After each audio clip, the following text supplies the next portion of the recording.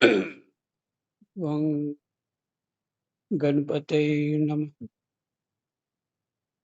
श्री सीतारामाभ्यां नमः। हनुमते नमः। श्री उमापते नमः। श्री गुरुवे नमः। सब संतन की जय जय। जय जय सीताराम। राधे कृष्ण।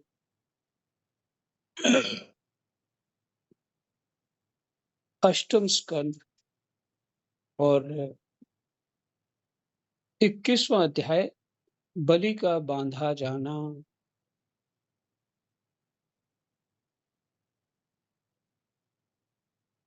अ,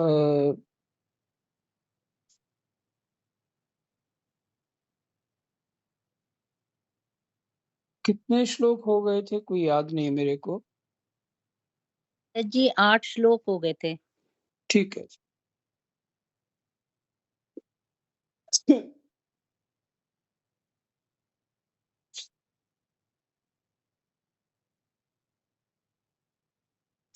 दैत्यों ने देखा कि बामन जी ने 3 पग पृथ्वी मांगने के बहाने सारी पृथ्वी ही छीन ली। कृष्णाय वासुदेवाय हरये परमात्मने प्रणतः क्लेशनाशाय गोविन्दः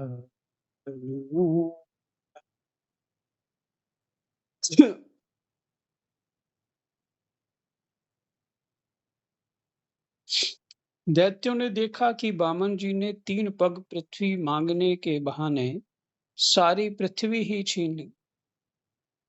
तब वे सोचने लगे कि हमारे स्वामी बलि इस समय यज्ञ में दीक्षित हैं। वे तो कुछ कहेंगे नहीं, इसलिए बहुत चिढ़कर वे आपस में कहने लगे, अरे ये ब्राह्मण नहीं है, यह सबसे बड़ा मायावी विष्णु है।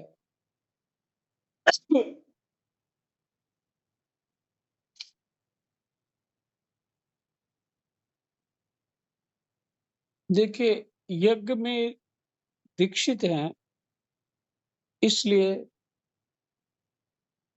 कुछ और नहीं करना चाहिए, तो वो खंडित हो जाएगा यज्ञ। कुछ भी होने पे दूसरा जी, उस पूजा इत्यादि को छोड़ना नहीं चाहिए, जो भी करते हैं। इससे ये शिक्षा मिल रही है। तो एक बात और याद आ गई, वो है रावण जब एक गुफा रूपी कहीं पे छिप करके वो यज्ञ कर रहा था, तो बानरों ने ढूंढ लिया और यज्ञ उसका छुड़ाने के लिए पता किया और उस भीतर गए हनुमान इत्यादि और भी वीर, जाके रावण को पीटा हुआ, पर रावण टस से मस नहीं हुआ, मार खाता रहा, पर वो अपना पूजा करता रहा।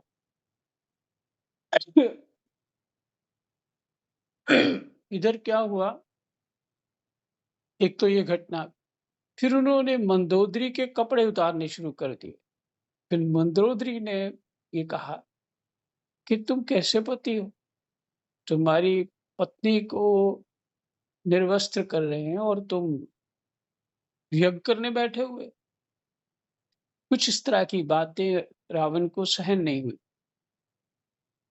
मंदोदरी के साथ उसका स्नेह तो था ही, यज्ञ छोड़ दिया, उसको पता है यज्ञ छोड़ दूंगा तो ये गड़बड़ हो जाएगा, अर्थात वो निष्फल हो जाएगा, तो दोष भी लगेगा। तो क्या हुआ, वो रावण को उठा और युद्ध करने लगा। बस उठा ही तो सब धक्का मुक्की करके रावण को और उसके ये कुंड में वो पानी वानी डाल के भाग आए सारे के सारे बानर। वहाँ युद्ध नहीं किया उन्होंने उसके साथ। उसके बाद जब मेघनाद वो भी एक अनुष्ठान करने लगा, उसमें यज्ञ इत्यादि कर रहा था, माने हवन इत्यादि कर रहा था, कोई और बल प्राप्त करने के लिए। अब उसने छुप के किया सब, और इसका रहस्य तो केवल कहाँ पे है, तो भविष्य नहीं जानते थे। तो भविष्य ने बता दिया वो वहाँ, तो लक्ष्मण को लेके वहाँ गए, और वहाँ भी उसके जब उसने वो पूर्ण करने के लिए एक वो पीपल का पेड़ था उसके पास आना था। वहाँ लक्ष्मण खड़े थे। उसका पूर्ण नहीं होने दिया काम, वहीं से युद्ध हो गया। तो वो बल विशेष प्राप्त नहीं कर पाया। तो इससे ये पता लगता है कि साधन भजन में लगे हैं, जो नियम है वो नियम पूरा करना ही चाहिए। ऐसे समय पे करो जो नियम पूरा हो जाए। मेरे लिए मुझे भी ये बात आपको कहते-कहते मुझे जो ये सब बहुत सारी घटनाएँ और भी याद आ गई हैं, सब नहीं सुनाऊँगा। तो ये मुख्य जो आप सब जानते हैं, वही घटना मैं सुना रहा हूँ।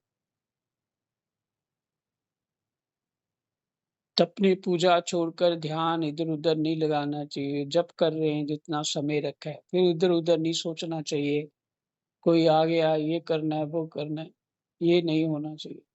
जैसे यहाँ अभी मैं पाठ कर रहा हूँ और कोई आ गया और कुंडी खोलनी पड़ेगी, कोई आ गया अचानक, ये भी गड़बड़।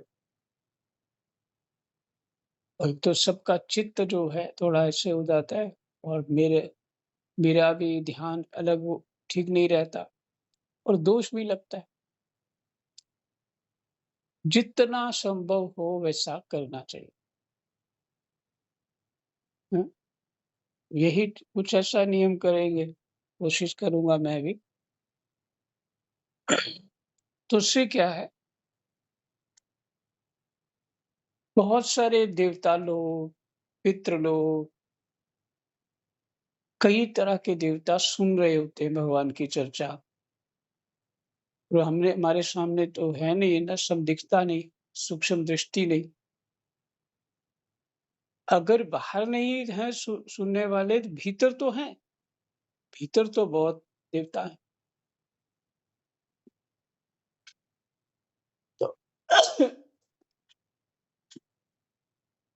उनको उनको अतृप्ति होगी, क्लेश होगा।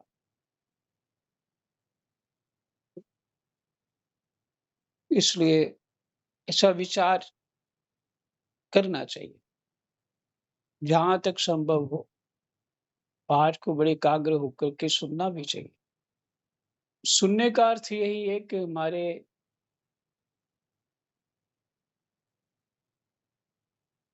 पितृ जो हमारे शरीर में ही रहते हैं, देवता भी शरीर में अंश रूप में रहते हैं, भगवान भी रहते हैं। इस विचार से, इस दृष्टि से अ, बहुत महत्व दे करके सुनना चाहिए।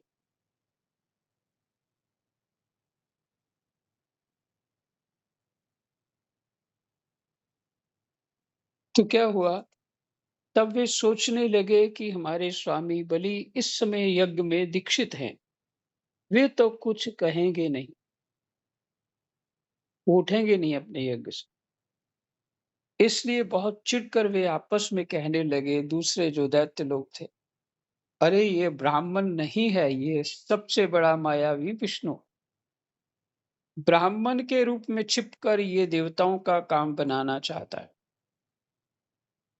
जब हमारे स्वामी यज्ञ में दीक्षित होकर किसी को किसी प्रकार का दंड देने के लिए उपरत हो गए हैं, तब इस शत्रु ने ब्रह्मचारी का वेश बनाकर पहले तो याचना की, और पीछे हमारा सर्वस्व हरण कर लिया।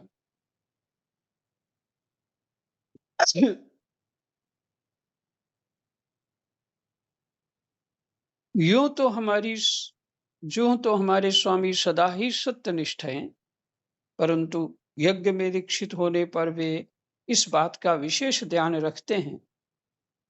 वे ब्राह्मणों के बड़े भक्त हैं तथा उनके हृदय में दया भी बहुत है। इसलिए वे कभी झूठ नहीं बोल सकते। ऐसी अवस्था में हम लोगों का यही धर्म है कि इस शत्रु को मार डालें। इससे हमारे स्वामी बलि की सेवा भी होती है। यूं सोचकर राजा बलि के अनुचर असुरों ने अपने अपने हथियार उठा लिए।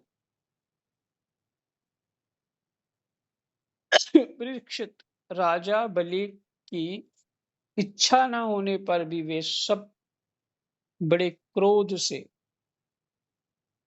शूल पटिश आदि ले लेकर वामन भगवान को मारने के लिए टूट पड़े।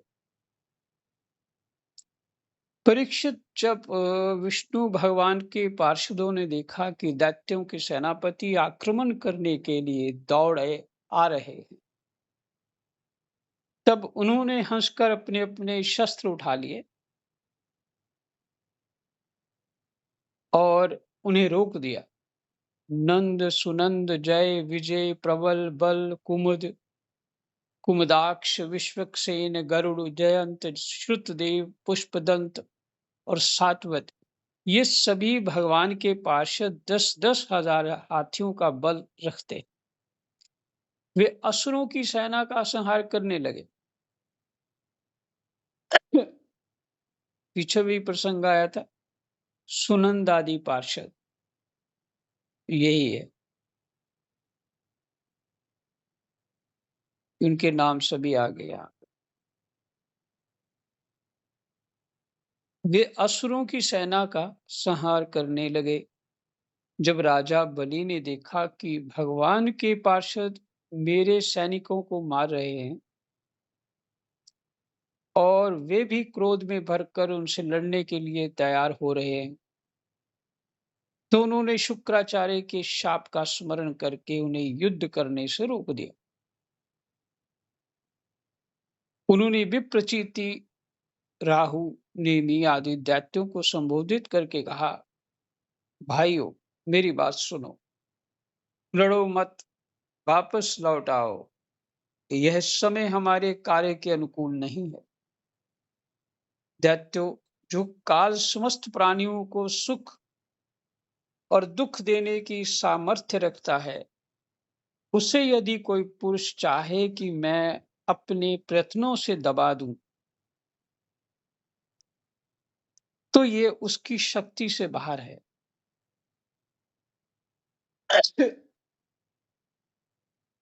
अब बहुत अच्छा श्लोक है, अंडरलाइन कर लीजिए। दैत्यो, जो काल समस्त प्राणियों को सुख और दुख देने में सामर्थ्य रखता है। समय जो है समस्त प्राणियों को सुख और दुख देने में समर्थ रखता है, मैंने प्रारब्ध के अनुसार जो उसको भोगना है,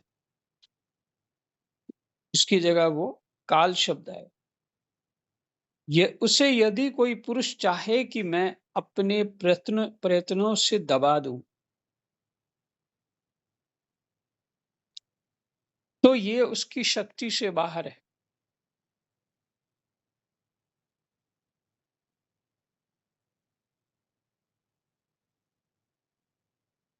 संभव नहीं।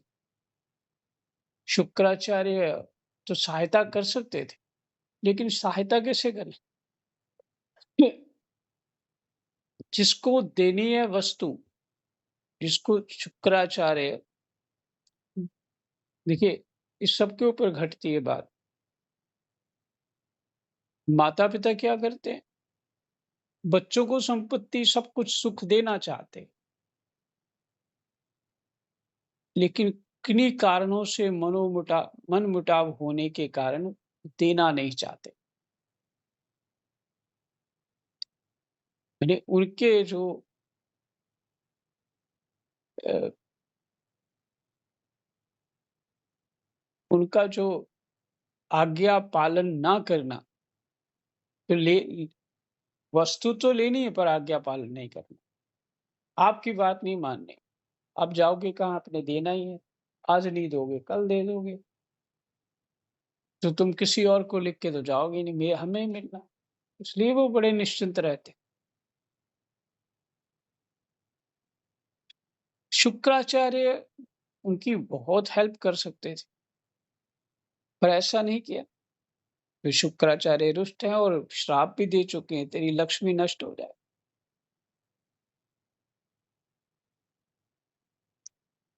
तो कहते हैं इसलिए बलि बहुत ज्ञान वाली बात की है, बहुत ज्ञान वाली बात कर। कहते उस प्रारब्ध को तुम समाप्त नहीं कर सकते जो पहले हमारी उन्नति और देवताओं की अवनति के कारण हुए थे। वही काल भगवान अब उनकी उन्नति और हमारी अवनति के कारण हो रहे।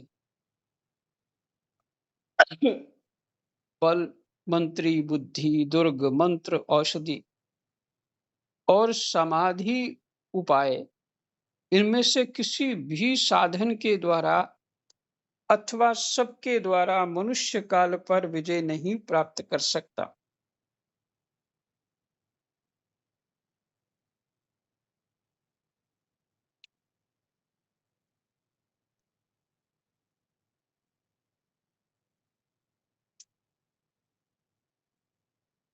बल, मंत्री, बुद्धि, दुर्ग, मंत्र, औषधि और समाधि उपाय और समाधि उपाय, ये साम आदि होनी चाहिए। साम आदि माने नीति, साम आदि उपाय। ये साम दाम दंड भेद, सामादि उपाय, समाधि नहीं है शब्द, सामादि उपाय। इनमें इनमें से किसी भी साधन के द्वारा अथवा सबके द्वारा मनुष्य काल पर विजय नहीं कर प्राप्त कर सकता। जब दैव तुम लोगों के अनुकूल था, तब तुम लोगों ने भगवान के इन पार्षदों को कई बार जीत लिया था। पर देखो आज वे ही युद्ध में हम पर विजय प्राप्त करके सिंहनाद कर रहे।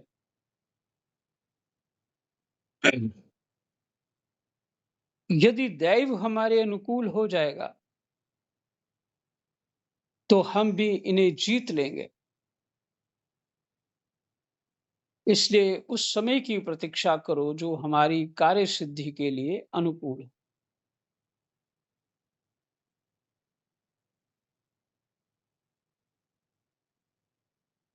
शास्त्रों को सुनना पढ़ना बहुत अनिवार्य है। हम देखते हैं कि दूसरे तो बड़े धन यश से बल से बड़े ऊंचे उठ रहे हैं और हमारे बच्चे कुछ कर नहीं रहे, हम भी कुछ कर नहीं पा रहे। किसी ने कुछ कर दिया जी, नहीं ऐसा कुछ नहीं। हमने अभी भी तप नहीं करते, पहले भी नहीं किया था। जिन्होंने प्रारब्ध ऐसा बनाया, दान दिया, दान लिया, जिसने कुछ ना लिया ना दिया, ये प्रसंग उसमें है पद्म पुराण।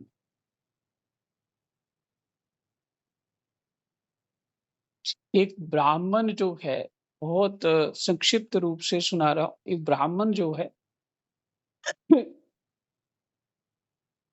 उदास रहता है, तो उसकी पत्नी ने कारण पूछा, तुम इतने बुझे बुझे से क्यों रहते हो भाई? तो उसने कहा ये पूछने वाली बात है, ना धन है ना संतान है। तो उन्होंने उसकी पत्नी ने उत्तर दिया, ये ब्राह्मण है, ब्राह्मण की कथा सुना रहा। तो ब्राह्मण उसकी पत्नी ने उत्तर दिया कि जिसने दान दिया होता उसको धन मिल जाता है, और जिसने किसी का लिया होता है, किसी का धन लिया होता है और कुछ किया नहीं होता तो उसका उसको वो व्यक्ति जिसका लिया है वो पुत्र बन के उसके घर आ जाता है और माता-पिता पुत्र की चिंता करते ही सूद सहित लेता वो, संतान बन के पुत्र-पुत्री जो भी कहें वो आ जाता। तो संतान तो इसलिए नहीं हुई कि तुमने तो लिया नहीं किसी का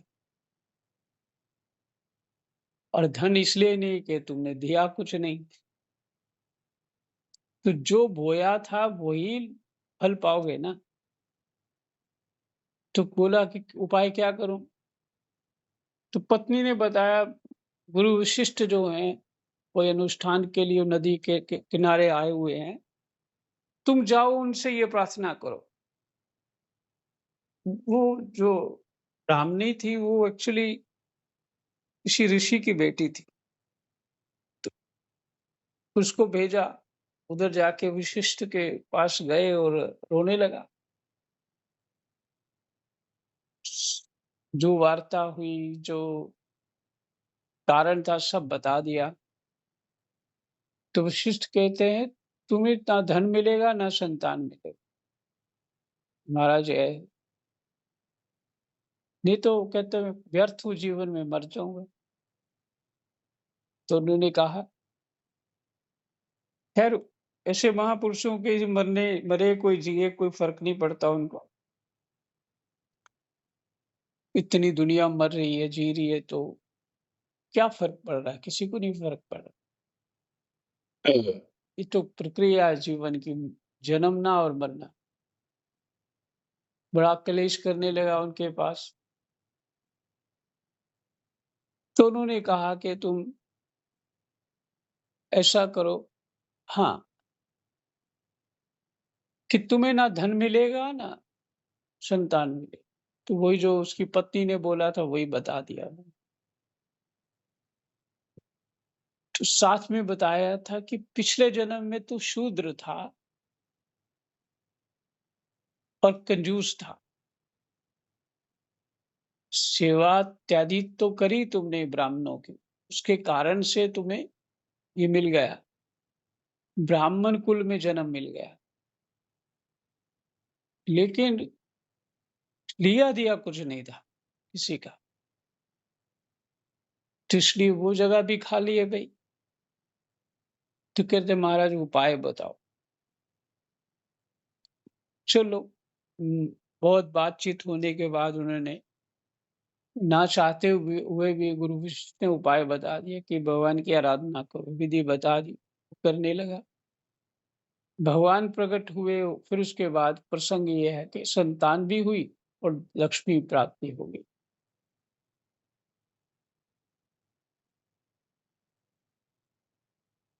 तो ये कथा वहां से इसलिए सुनाई कि संतान इत्यादि जो संबंध हैं और भी जो संबंध हैं, जो आपको कुछ अच्छे लगते हैं, कुछ नहीं लगते हैं, ये सब हमारा कर्म है। ये वही मिलना है जो दिया है। तो सावधानी तो हमको करनी है।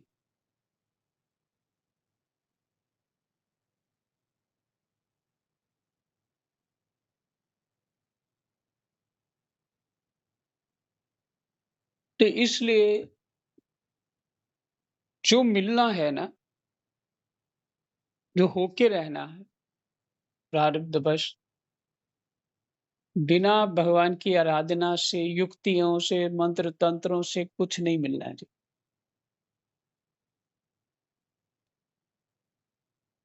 कुछ विधियां होती हैं, कोई प्रारब्ध थोड़ा बहुत हो तो मंत्र तंत्र भी काम कर जाएंगे, लेकिन हो ही ना कुछ। लेकिन जानकर वही शुक्राचार्य जैसे गुरु जी, जिसने बलि को जिला दिया और इतना धन संपत्ति दिला दिया, लेकिन शुक्राचार्य सबको नहीं मिलने वाले। अपना ही कर्म सावधानी से करने के लिए स्वयं ही शुक्राचार्य बनना पड़े।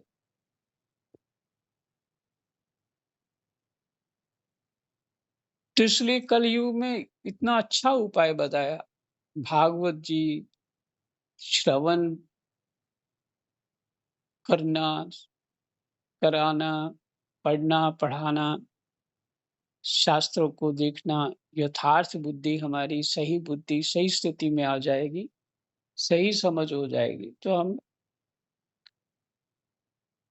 जो है, जो कर्म हमारा उत्थान करेंगे, उसके योग्य हो जाएँगे।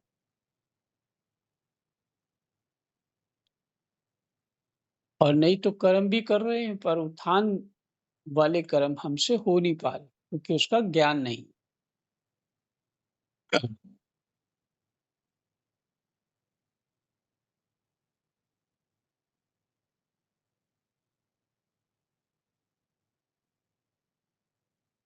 सुने क्या हुआ 26 मिनट। इसके साथ ये तो ख़ैर पढ़ ही लूँगा। इसके साथ एक छोटी-सी है, कल एक फ़ोन आया था मेरे, इसी तरह कर्म का ज्ञान ना होने से क्या होता है। एक ब्राह्मण जम्मू के हैं और बहुत जानते हैं मुझे। मैं फ़ोन पे रिकॉर्डिंग रहती तो उसका नाम इत्यादि कुछ नहीं बताऊँगा। उसने मुझे कहा कि अ, 4 धाम यात्रा चलिए मेरे साथ, और मैं अपनी गाड़ी ले लूँगा, और इ नवरात्रों में 4 धाम में रश नहीं रहता, तो हो जाएगा, 9-10 दिन में अच्छी तरह यात्रा हो जाएगी। मैंने बोला ठीक है। फिर फिर मैंने पूछा कितने लोग होंगे? कहता 3 लोग पीछे होंगे, 2 लोग आगे होंगे। एक ड्राइवर रख लेंगे, तो आप आगे बैठ जाना ड्राइवर के साथ, हम 3 पीछे बैठ जाएँगे। तो मैंने सोचा, उसको पूछा इतना भार लेके क्यों जाओगे? कि तुम यात्रा 3 लोग क्यों लेके जाओगे? ड्राइवर है, हम दोनों बहुत हैं। कहता है किसी को लेके चलेंगे तो गाड़ी का खर्चा भी निकल जाएगा, कहीं ठहरने की व्यवस्था भी हो जाएगी। तो मेरे कुछ समझ नहीं आया उस समय। मैंने बोला ठीक है, बाद में बताता हूँ क्या करना है, जाऊँगा कि नहीं जाऊँगा। और बाद में बुद्धि में आया कि तीर्थ यात्रा करने जा रहा है, कि युक्ति से अपनी सैर करने जा रहा है। तीर्थ यात्रा में इसके पास खूब धन है, इसने लगाना चाहिए यात्रा के लिए। ये वहाँ भी कमाई सोच रहा है। ऐसा ही स्वभाव उसका, इस तरह से उसने बात कही। तो यात्रा लोग पैदल जाते हैं। यात्रा में जितना शास्त्रों में लिखा है किस तरह से यात्रा करनी चाहिए, कैसे-कैसे भाव होने चाहिए, हैं? कम से कम सुविधा में जीव रहे और यात्रा करे। तो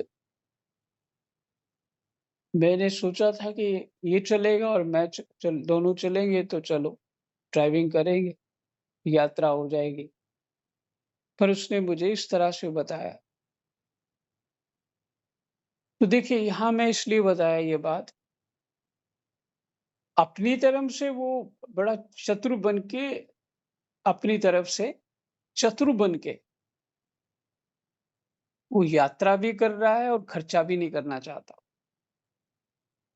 तो ये कौन-सी यात्रा हुई? ये तो उल्टा हो गया, दूसरों ने यात्रा कराई उसको, तो उसका पुण्य कहाँ गया? व्यर्थ हो गया, पुण्य पुण्य कुछ नहीं।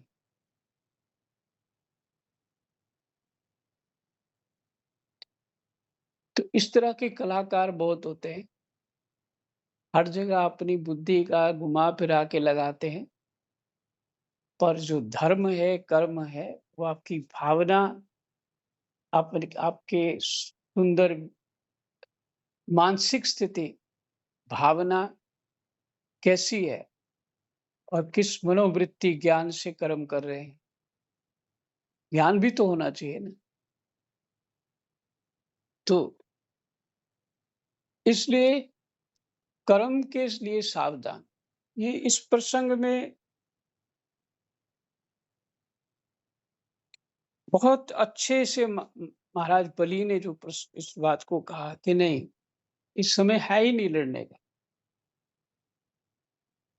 एक तो गुरुजी ने उनको श्राप दे दिया, लक्ष्मी रहित हो जाए।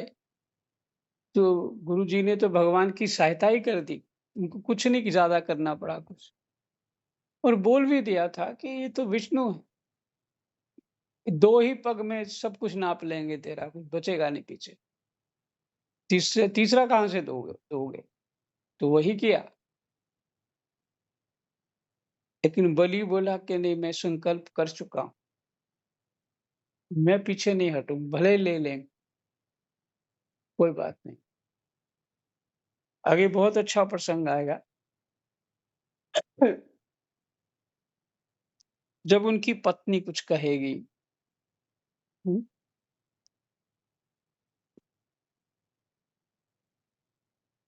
तो फिर से ये लाइन पूरी करके विश्राम करते हैं।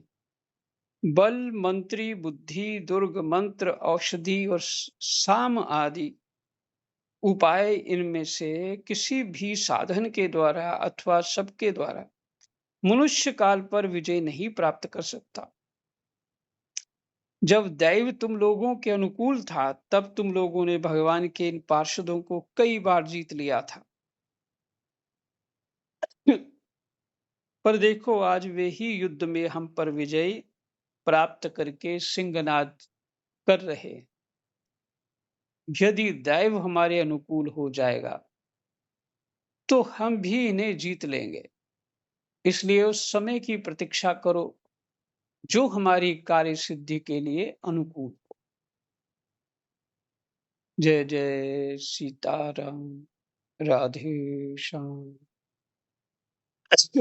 कृष्ण वासुदेवाय। हरे परमात्मनि प्रणतः क्लेशनाशाय गोविन्दाय नमः।